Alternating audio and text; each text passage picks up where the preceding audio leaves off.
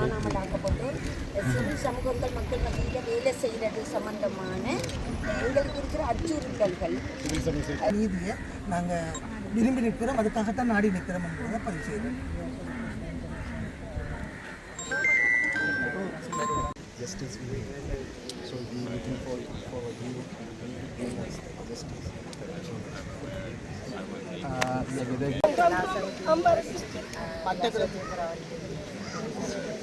மட்டக்களப்பு மாவட்டம் தலைவர்கள்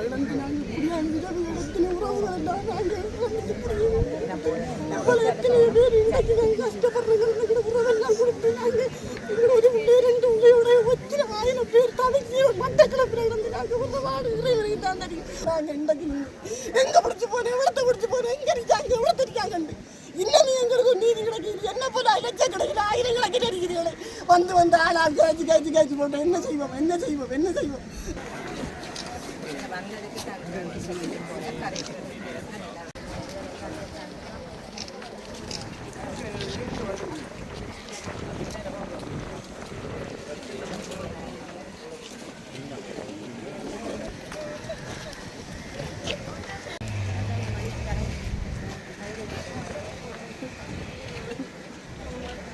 மட்டக்களப்பு மாவட்டத்தில் பல இடங்களில் வந்து படுகொலைகள் நடத்தப்பட்டது. அதாவது 83ஆம் ஆண்டிலிருந்து இன்று வரைக்கும் எங்களை பொறுத்தவரையில் சிவில் சமூகமாக நாங்கள் செயல்பட்டு கொண்டிருக்கிற ஒவ்வொருத்தருக்கும் இன்று வரைக்குமான அச்சுறுத்தல் நடந்து கொண்டே இருக்கின்றது. நான் ஒரு காணாமல் ஆக்கப்பட்ட ஒரு சங்கத்தின் ஒரு உறுப்பினர்.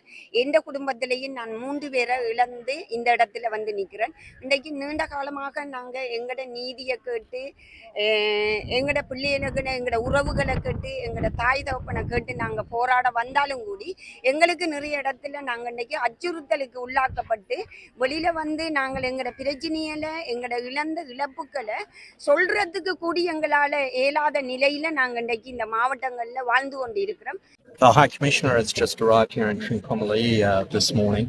He's only here briefly. He arrived in Colombo yesterday. He met with a range of actors.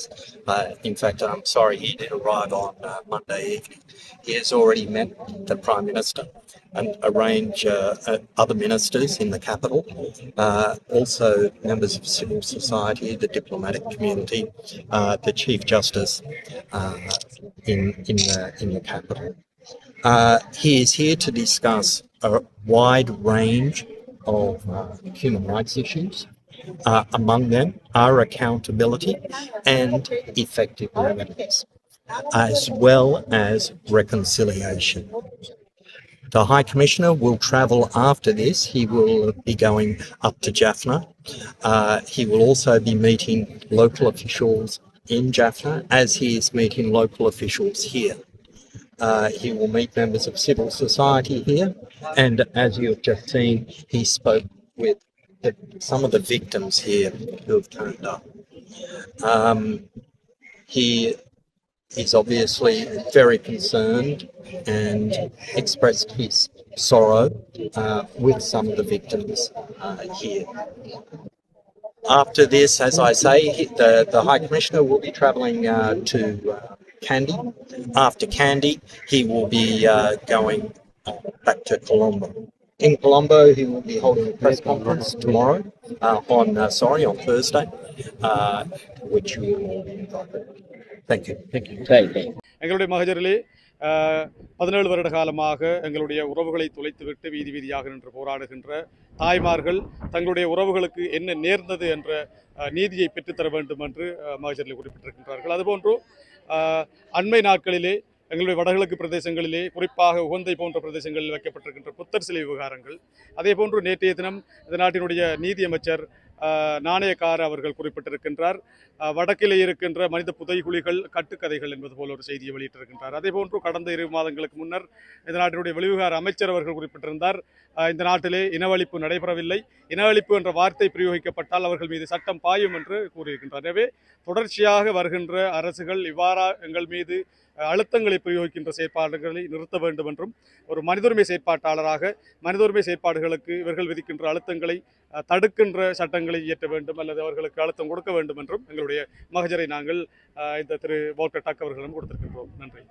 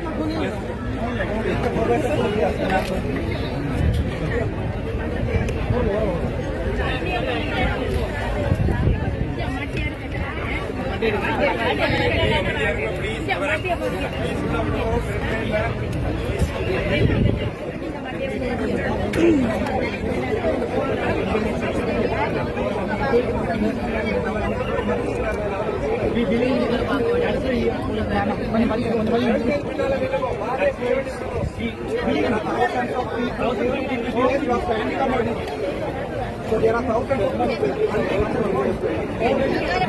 of